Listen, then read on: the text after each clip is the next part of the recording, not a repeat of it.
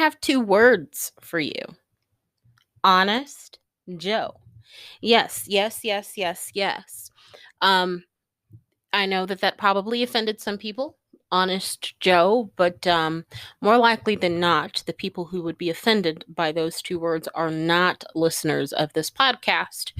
So, if you've listened to recent shows, I've talked about how exactly we've ended up in this position of not having a stimulus package passed. And, we had extended the conversation and even talked about why we are most likely going to remain in this position until after the election. I'm not going to rehash that out, but I bring that up because in those discussions, the discussion about how we've ended up here and why we are more likely than not going to remain in this situation. A missing piece of that equation, a missing part of that conversation, was the fact that how politicians are perceived by voters actually matters. And there was a survey that came out the end of last month. I think it was either the 24th or 27th of last month, by pollingreport.com. I've actually attached a link in the description box below so you can see it for yourself. But I had planned to talk about this survey earlier on, closer to when it actually was released. And I'm actually glad that I didn't. Now, I understand that between then and now, things could have changed. I have not looked at further and more current research on this actual question since the actual survey was taken. And I'm pretty sure that there have been surveys and there are data sets available. But again, I have just not looked at them. But at least in this moment, I want to utilize the survey that I've attached in the description box below. In the survey, voters were asked what they would say about Joe Biden and also what they would say about Donald Trump. And the gist of what voters would say about both is that they think that Joe Biden is more honest when compared to Trump. But here's the kicker. There are more people who were unsure of the honesty of Biden. It's kind of mind-boggling when you think about it. It's mind-boggling because how can more people be so certain that this man is more honest than the other man, but also have more people unsure of his level of honesty?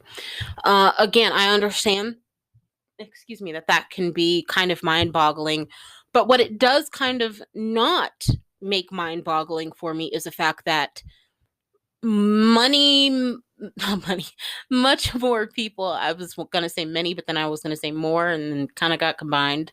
I'm drinking my coffee, so please allow me to have a few moments of like, woo. So many more people are, this survey does confirm for me that many more people are actually certain of how they feel about the level of honesty of Donald Trump. And so that absolutely can be a good thing if you are a supporter of Joe Biden, because you know that more people don't think that Trump is truthful. But then again, even though most people agree that he is not truthful, that doesn't necessarily translate into an unwillingness to go along with the flat out word that you have to use is lies, right? I know that especially on mediums where people are just reporting the news, they like to say untruths, or they like to kind of say words that kind of placate to both sides, regardless of who's wrong. Well, you're just telling a half truth. No, like the person is telling a lie. Call a lie a lie. It is what it is, right? In the words of the president.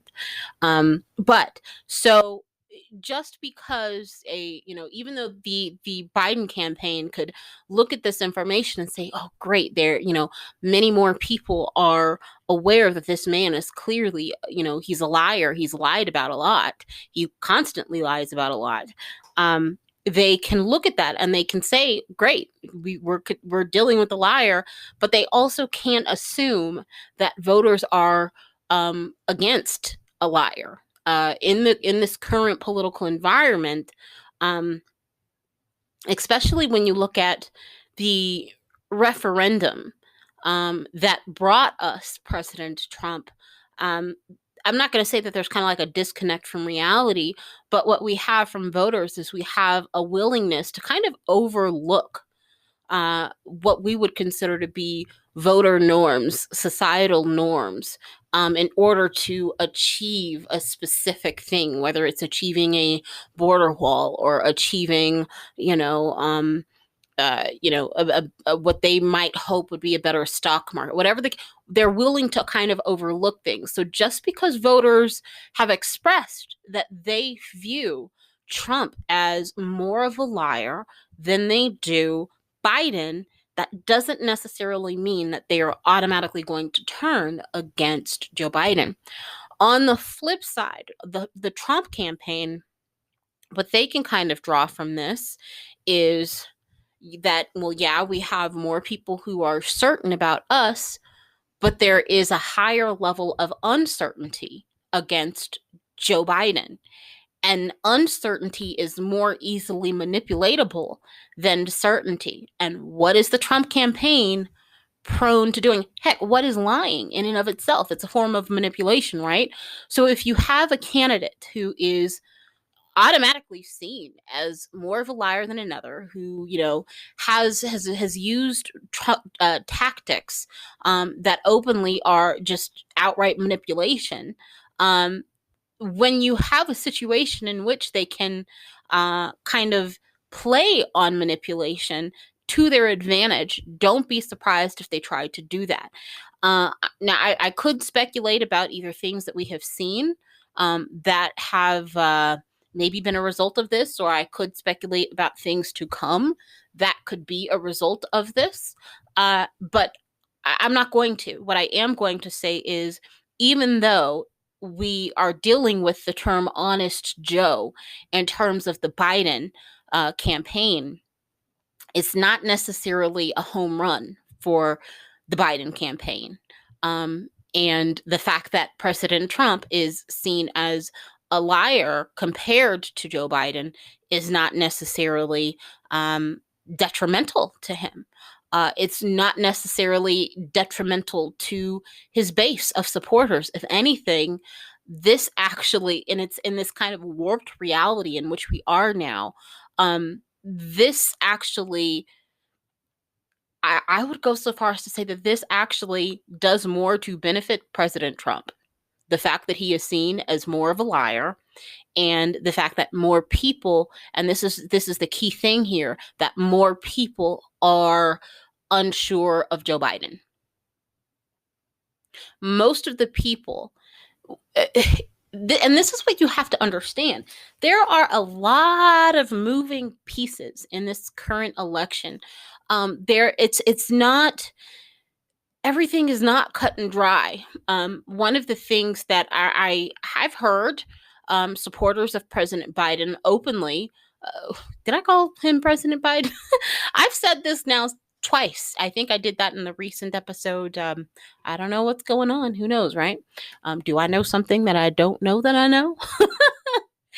But one of the things that I've heard supporters of Vice President Biden say is, and they've been honest about, not all of them, but a significant and sizable majority have been honest about the fact that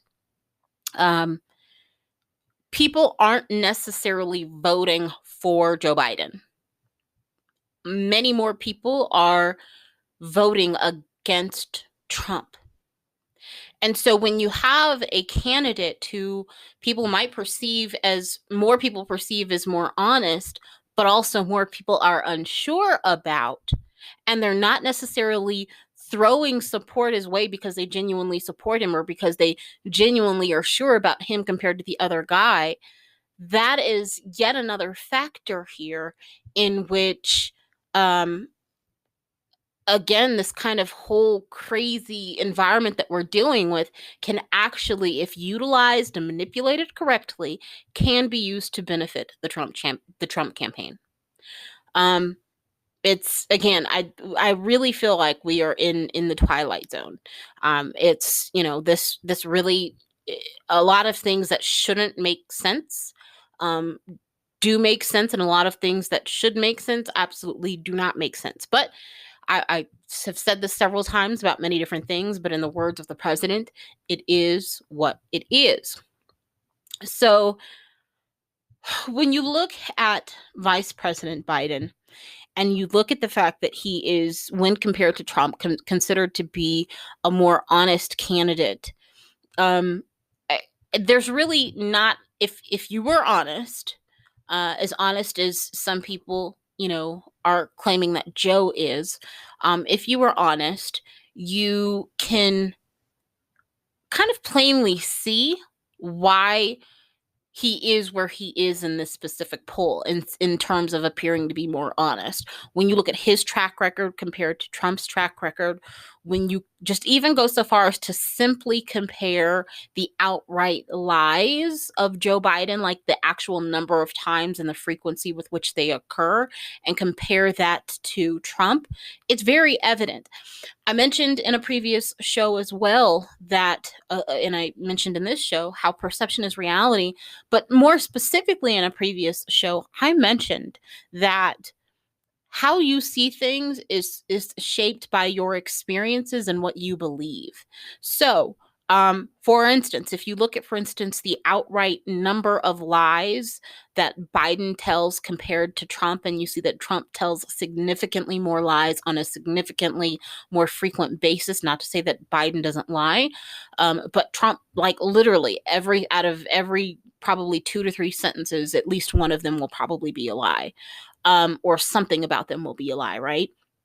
But for the people who are actual Trump supporters, like die hard, their perception of the actual lies is going to be different. They're going to have a specific bias about the people who are telling them about the lies, the motives of people telling them lies. We are in a really polarized environment, unlike anything that anyone living today probably has ever seen. And so, yes, there are people who view Biden as more honest. Sorry about that. But this is not one of those campaigns where people who, and I'm not going to say that either campaign can't really sway undecided voters, but like there really aren't many, if any, left. And so I'm not even going to say that. I'm not going to say that. So let me say this, because I caught myself before I really went on a whole nother tangent, and I've made this go on a lot longer than I wanted to. But what I wanted to say was this, is that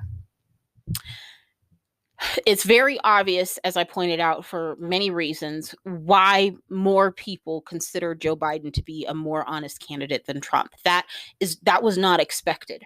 What has been unexpected for people, especially when you're dealing with a candidate who literally out of every 2 or 3 sentences lies, it's unexpected that more people would be unsure of the other candidate. That they would question Biden's level of honesty as a candidate compared to someone who most people agree lies and is the author of confusion, right? I'm just going to say this. I'm a Christian woman, and I've said that before. I will never hide and not say that I'm a Christian. If you have a problem and don't want to listen to my podcast, don't. But I will say that the Bible does talk about how God is not the author of confusion. And I'm just going to say that we have a political candidate who is like the main author of confusion, and I'm going to leave that alone. But anywho, so it's crazy how you can have a candidate who, again, is absolutely the author of confusion, but it's also just as equally crazy that people don't really jump to trust, or they do jump to a significant more people jump to trust the other candidate, but you also have more people who are unsure about that candidate. And we have to question, and this is what I don't have an answer to. This is what the actual parties have to, the actual campaigns have to ask themselves: is are voters like this, especially Biden's campaign? They have to ask themselves, are voters feeling like this? Are they more unsure of Biden because of this environment and because it's unlike anything that they've really ever seen before and because things are just really crazy? Or is it actually because of the candidate himself? Is it because of his track record? Is it because of his presentation? What is it? What is it? And this is important for both campaigns because you cannot address a problem unless you admit that it's a problem and you are willing and able to see that it's a problem. For the Biden campaign, they have to see this as a problem because um, if they want to overcome that level of unsurety, I don't think that's a word, but if they want to overcome the unsure levels, the levels of unsure uncertainty that voters have about their candidate, they have to know what specifically they need to target, right?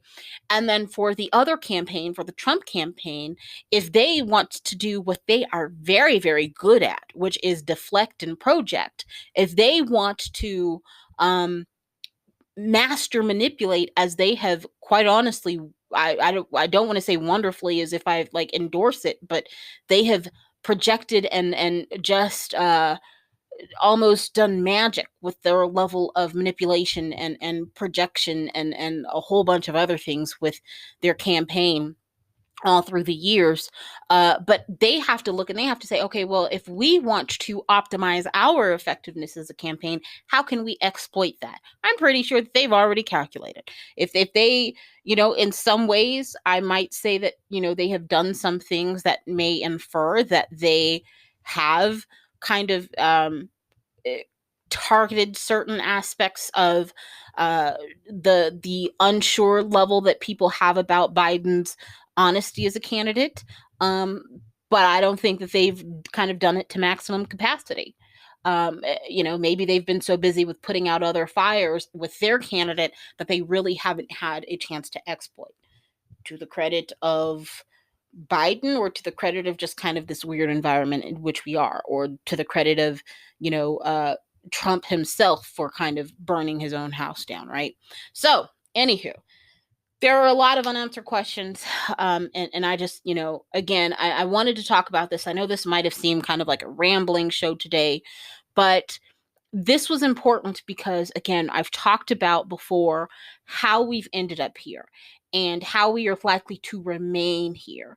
And if you had listened to those conversations, you would know that it all boils down to people essentially fighting for their personal political capital. At this point, it's not even party political capital. It's pretty much all personal political capital at this point before the election, right? And as they go on to do that, it becomes every man for himself. And even with it being this every man for himself, dog eat dog kind of fight, um,